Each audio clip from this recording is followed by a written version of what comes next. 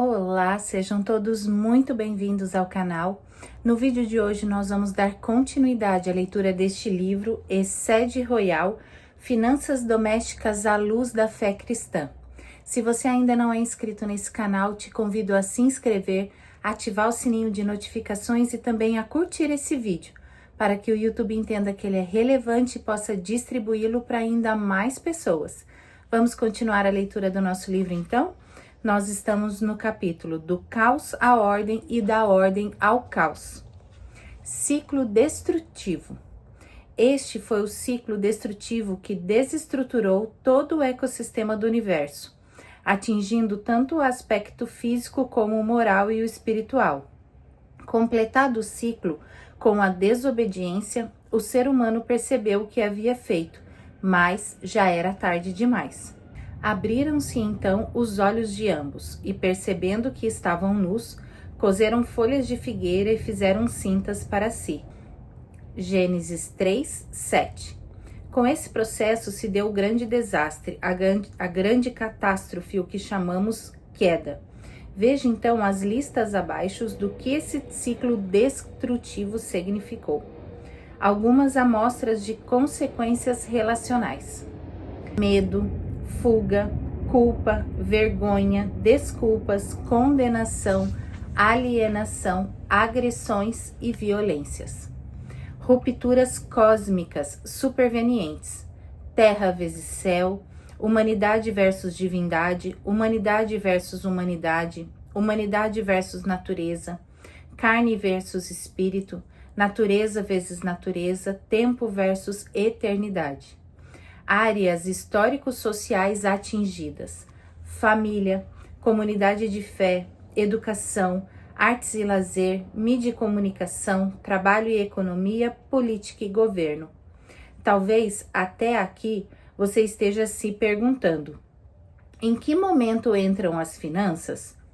Todas as áreas da vida humana foram afetadas conforme a lista acima, inclusive o trabalho e a economia, como a política e o governo. A este ciclo de atos conscientes e volitivos, de questionamento, distorção, negação, violação, desobediência às escrituras sagradas, chamam de pecado. O mal e o pecado.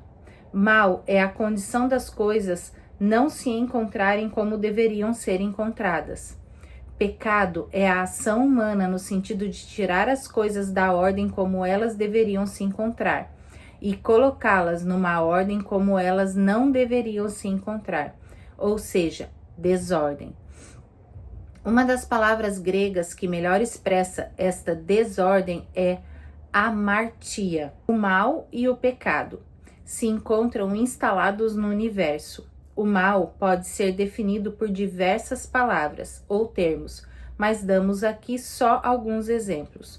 Ora, as obras da carne são conhecidas e são prostituição, impureza, lascívia, idolatria, feitiçarias, inimizade, porfias, ciúmes, iras, discórdias, dissensões, facções, invejas, bebedices, glutonaria.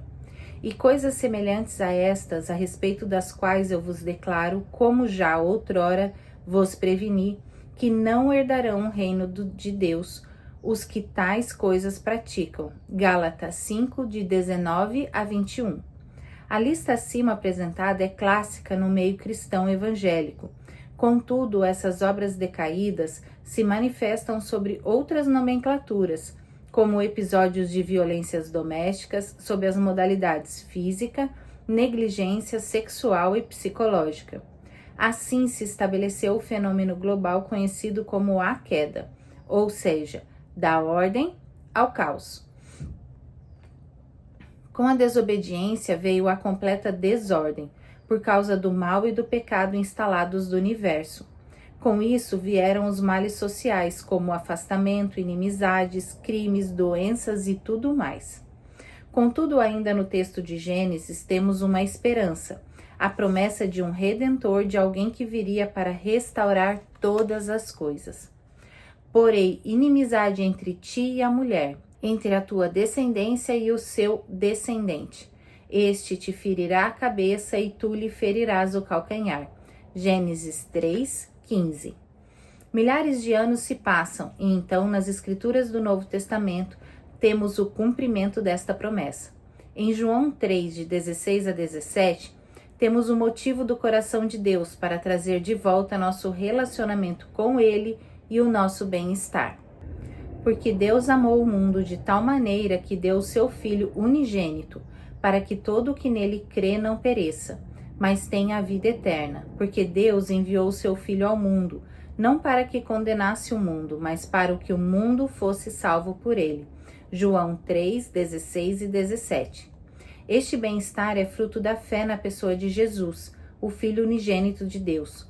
Aqui se inicia a restauração de todas as áreas anteriormente afetadas pelo mal e pelo pecado. Isto, sem dúvida, inclui as finanças. Veja o que diz Lionel Robbins, citado em O Livro da Economia. Todas as suas faculdades, todo o seu poder de pensar ou movimentar seus membros a cada instante, tudo é dado a você por Deus. Se você devotar cada momento de sua vida exclusivamente a Ele, inclusive seu trabalho, você não poderá dar a Ele coisa alguma que já não seja dele. Conclusão desse capítulo. Agora você já deve ter compreendido as razões deste capítulo e o princípio de todas as coisas, inclusive a entrada do mal e do pecado no mundo. A partir desta compreensão e do que Deus fez para redimir as áreas afetadas pelo pecado, você vai entender melhor os ensinos e princípios da palavra de Deus sobre finanças. Veja apenas um pouco dessas verdades nas Escrituras. Em Eclesiastes, o pregador diz: quanto àquele a quem Deus conferiu riquezas e bens e lhe deu poder para deles comer, receber a porção e desfrutar do seu trabalho. Eclesiastes 5, 19. Em Isaías temos: por esse tempo, Ezequias adoeceu de uma enfermidade mortal. O profeta Isaías, filho de Amós, foi visitá-lo e lhe disse: assim diz o Senhor, ponha em ordem a sua casa, porque você morrerá, você não vai escapar. Isaías 38, 1. Em Jesus, Deus veio restaurar todas as coisas, e isso inclui as finanças e a maneira como devemos lidar com os bens materiais. Pois enquanto as coisas materiais se mantiveram como centro da nossa vida, essas coisas tomarão conta de nós como poderes controladores, nos possuindo, e nos perderemos nossa identidade como seres humanos criados para glorificar a Deus e deixaremos dessa forma de viver o nosso propósito. Vamos juntos nesta aventura de adentrar as Escrituras e conhecer o plano de Deus para a nossa vida, para a economia e para as nossas finanças. Com isso, vamos terminando a leitura por hoje. Desejo a todos vocês uma abençoada semana e até o próximo capítulo.